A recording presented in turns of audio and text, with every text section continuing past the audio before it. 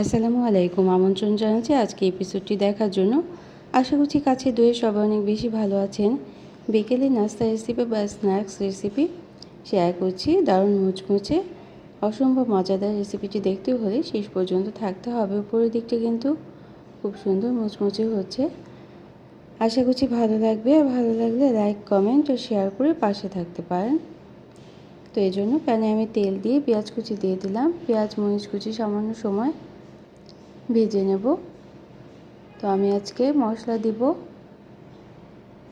সব ধরনের মশলা দিয়েছি আধা চা চামচ করে।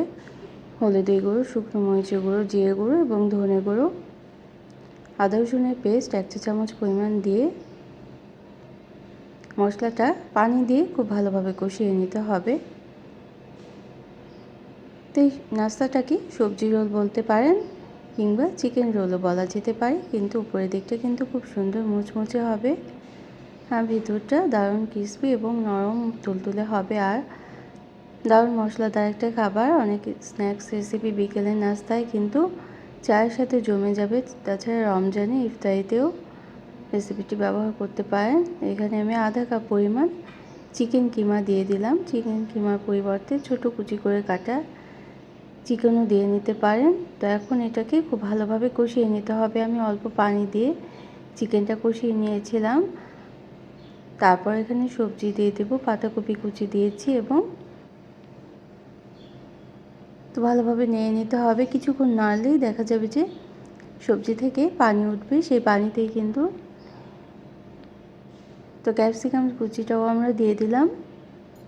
তো সবজি থেকে যে পানিটা উঠবে সেই পানিতেই চিকেন রান্না হয়ে যাবে এবং সবজিটাও রান্না হয়ে যাবে। কিছু সময় নেড়ে নিয়ে লবণ দিয়ে দিয়েছিলাম পরিমাণ মতো। তারপর ঢেকে রাখবো। 10 মিনিট ঢেকে রাখার পর যে পানিটা উঠবে সে পানিটা দিয়ে আমরা সবজিটা রান্না করে নেব। 15 মিনিট সময় নিয়ে রান্না করেছিলাম। কিছু সময় পর ঢাকনাটা খুলে দিয়েছিলাম। তো এখন যে পানিটা আছে সেই পানিটা শুকিয়ে নিতে হবে।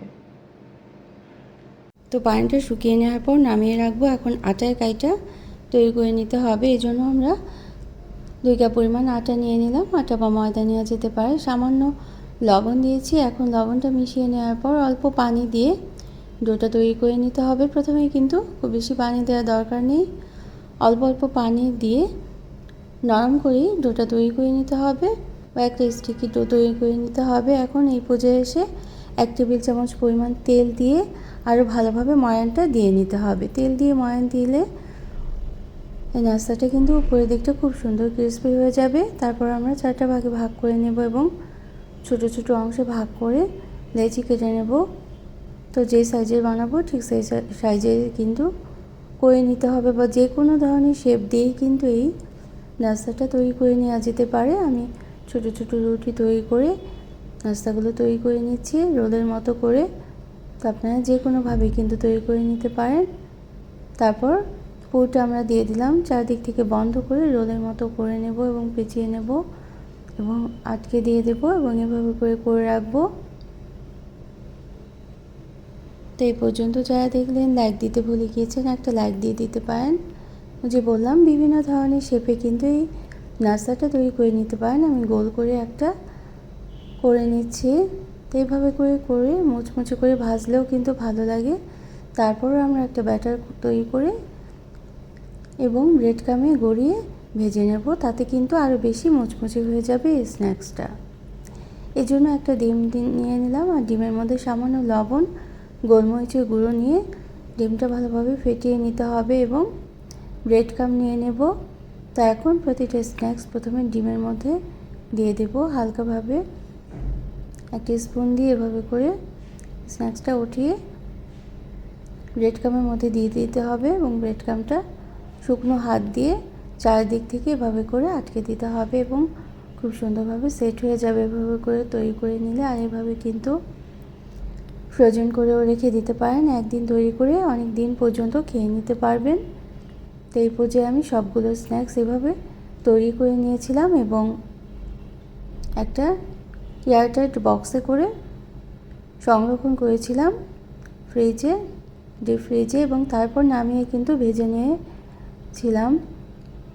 তো রেসিপিটি ভালো লাগলে অবশ্যই কিন্তু কমেন্ট করতে পারেন কেমন লাগলো জানিয়ে। আর যারা প্রথম ভিজিট করছেন তারা চাইলে চ্যানেলটিকে সাবস্ক্রাইব করে বেল বাটন প্রেস করে অল অপশনটা সিলেক্ট করে সাথে থাকতে পারেন, তাহলে নোটিফিকেশন পেয়ে পরবর্তী রেসিপিগুলো দেখে নিতে পারবেন। তো উপরে যেহেতু ব্রেড ক্রাম্ব দিয়েছি এজন্য কিন্তু খুব তাড়াতাড়ি কালারটা চলে আসবে। আর যেহেতু আটা দিয়ে তৈরি করেছি এজন্য কিন্তু ভাজতে একটু সময় নিতে হবে, তা না হলে কাঁচা থেকে যেতে পারে। এই জন্য লো মিডিয়াম আঁচে তেলটা খুব ভালোভাবে প্রথমে গরম করে নেওয়ার পর লো মিডিয়াম আঁচে স্ন্যাক্সগুলোকে ভেজে নিলে খুব সুন্দর মুচমুচে এবং ক্রিস্পি হবে আর ভিতরের দিকটা দারুণ জুসি মশলাদার হবে। কেমন লাগলো অবশ্যই জানাবেন। নিত্য নতুন রেসিপি পাওয়ার জন্য সাবস্ক্রাইব করে সাথে থাকবেন। যারা সাথে আছেন সবাইকে ধন্যবাদ। Thanks for watching. Allah Hafiz.